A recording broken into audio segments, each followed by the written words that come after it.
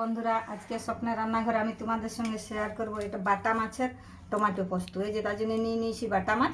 আর তো এখন আমি গ্যাসটা অন করছি, দিয়ে এই যে কড়া বসালাম।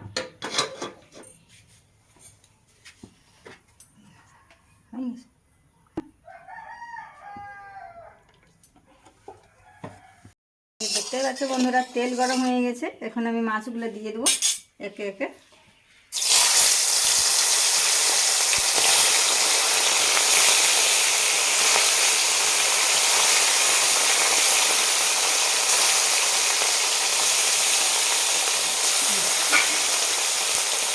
তেলটা আমি চারদিকে একটু কড়াতে এভাবে ভেজে নিব।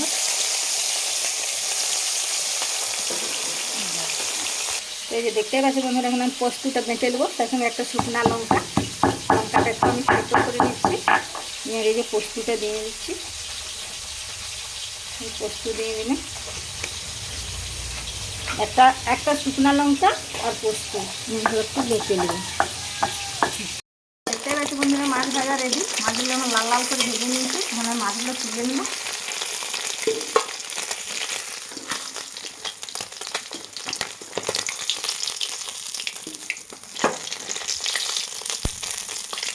এই কড়াটাতে অনেকটা তেল আছে, এতে আর আমি তেল দেবো না, তেল দিতে হবে না। আমি ফোড়ন দিয়ে দেবো একটা কাঁচা লঙ্কা আর একটু দিয়ে দেবো পেঁয়াজ কুচি।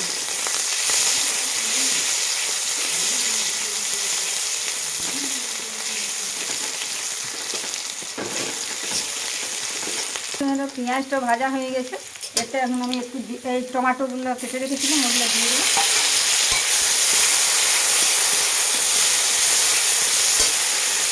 দিয়ে স্বাদ মতো নুন দিয়ে নেব।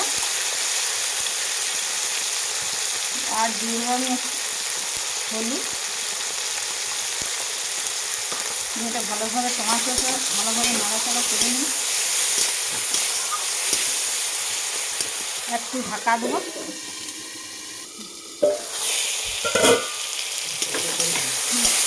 এই যে দেখতে পাচ্ছি মনে হয় টমেটো গলে এসেছে। এখন আমি দিয়ে দেবো যে পোস্ত বাটা। দিয়ে সামান্য একটু বাটি ধোয়া জলটাও দিয়ে দেবো। ভালোভাবে একটু নাড়াচাড়া করে নেব।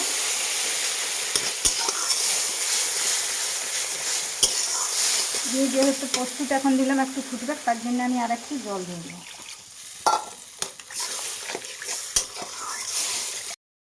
পোস্ত সমস্ত ফুটে গেছে। এখন আমি এতে দিয়ে দেবো ভেজে রাখা মাছগুলো।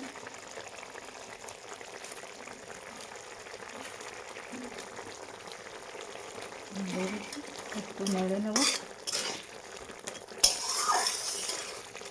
একটু ফুটে গেলে এই তো হয়ে গেছে। এখন আমি এটাকে নামিয়ে নেব।